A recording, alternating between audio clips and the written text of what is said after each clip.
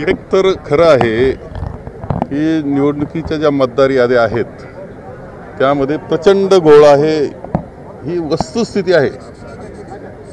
आजच्या पेपरला काही खुलासे आलेत, परंतु ते काही तांत्रिक जे प्रिंटिंग मिस्टेकचे आले असतील। या व्यतिरिक्त सुद्धा अनेक प्रकारचे घोळ दिसत आहेत, काही नावं घुसवलेली दिसत आहेत, काही डिलीट केलेली दिसत आहेत। तर ही वस्तुस्थिती आहे, खरं ती दुरुस्त झालीच पाहिजे या मताचे आम्ही सुद्धा आहोत। दुरुस्त झाले पाहिजे या मताचे 100% आम्ही आहोत। यात अनेक ठिकाणी जसं बाकीच्या राज्यांमध्ये देखील, बिहारमध्ये देखील निवडणूक आहेत, त्या ठिकाणी देखील अशा पद्धतीचे घोळ होताना पाहायला मिळतात। नाही, आता काय झालं, अनेक फंडे वापरले जातात निवडणूक जिंकण्याकरताचे। अनेक फंडे जे आहेत त्यामध्ये मतदार यादीचा घोळ हा एक मोठा फंडा आता अलीकडच्या कालखंडामध्ये दिसतो आहे। नावं घुसवण्याचे, बाहेरचे नावं आत घालण्याचे, जिल्हा परिषदच्या क्षेत्रातले नाव नगरपालिकेत घालायचे, नगरपालिकेच्या क्षेत्रातले जिल्हा परिषदला घालायचे। दोन्हीकडे मतदान वेगवेगळं होतं, त्यावेळेस मतदान घडवायचे। हे दुर्दैवानं हे सगळं घडते ना, ह्या डिजिटल काळामध्ये हे घडतं, हे अत्यंत दुर्दैवाचं आहे। आज जर नवीन तंत्रज्ञानाचा वापर केला तर कधीच असं होणार नाही, परंतु ज्यावेळेस हेतू पुरस्सरच असं केलं जातं त्यावेळेस हे घडतंय। ही वस्तुस्थिती आहे आणि अत्यंत दुर्दैवी। खरं म्हणजे निवडणूक हा लोकशाहीचा पाया जो आहे, मूलभूत पाया, सूत्र काय आहे, निवडणूक हे सूत्र आहे खरं म्हणजे लोकशाहीचं।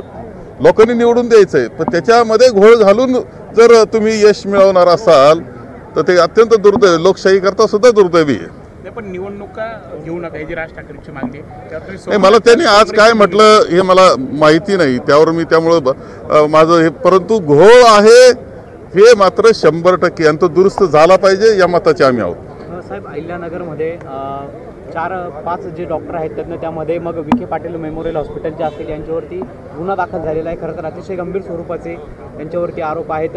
कोविड काळामध्ये जास्तीचा डोस देणे, अवयवांची तस्करी करणे, जादा बिल, या अशा संदर्भातले आरोप करून त्यांच्यावरती गुन्हा नाही। हे जर मला त्यातले बारकावे जर माहीत नाही तर त्यावेळी मी बोलणं योग्य होणार नाही। जो काय ओबीसी किंवा मराठा आरक्षणावर वाद सुरू आहे, वाद सर्व बघायला मिळतोय।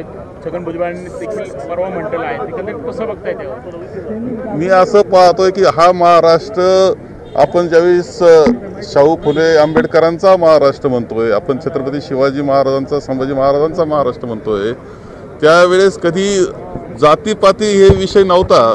छत्रपती शिवाजी महाराजांच्या सैन्यामध्ये सर्व धर्म आणि जातीचे लोक होते। हे स्वराज्य त्यांनी निर्माण केलेलं आहे। खरं म्हणजे हे सगळं जे चाललंय, जातीचं, धर्माचं राजकारण, जातीचं राजकारण, हे कोण आणतंय आणि कोण हा महाराष्ट्र बिघडवतंय हे जनतेला बारकाव्यानं पाहिलं पाहिजे। माझं मत असं आहे की जातीपातीच्या पलीकडे जाणारा महाराष्ट्र आहे, एकोप्यानं राहणारा महाराष्ट्र आहे, तो पुन्हा निर्माण व्हावा या मताचा मी आहे। नाशिकच्या ITI कॉलेजमध्ये आता वैदिक संस्काराचे धडे दिले जाणार आहेत, ज्यामध्ये मंत्रोच्चाराचं शिक्षण देखील दिलं जाणार आहे। मात्र कुठेतरी आता पुरोहितांकडून याला विरोध होऊ लागला।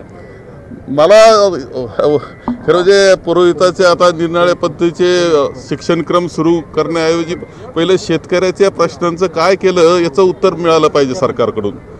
तुम्ही आता मंत्रतंत्राचे धडे देण्याऐवजी आमच्या शेतकऱ्याला जो काही तुम्ही आता मदत करता ती पुरेशी केली का तुम्ही? पुन्हा तो उभा राहणार आहे का? तो काय मराठवाड्यामध्ये आता किती हजार रुपये तुम्ही एकरी दिलेत, त्या एकरी हजारामध्ये त्याचं जे खराब झालेलं जे पीक आहे ते तरी बाहेर निघणार आहे का? खरं म्हणजे याच्यावर लक्ष देण्याऐवजी वेगवेगळे विषय असे काढायचे आणि लोकांना धर्माकडं, जातीकडं न्यायचं आणि त्याच्यातून सगळी दिशाभूल करायचं काम चाललेलं आहे। या शेतकऱ्याकरता काहीतरी करा, त्याच्या जीवनामध्ये कशा पद्धतीने तो पुन्हा उभा राहील याचा विचार करा। दुर्दैवाने याच्याऐवजी आता मंत्रतंत्राचे शिक्षण देणारे अभ्यासक्रम तुम्ही सुरू करत असाल तर याच्यापेक्षा वाईट काही नाही।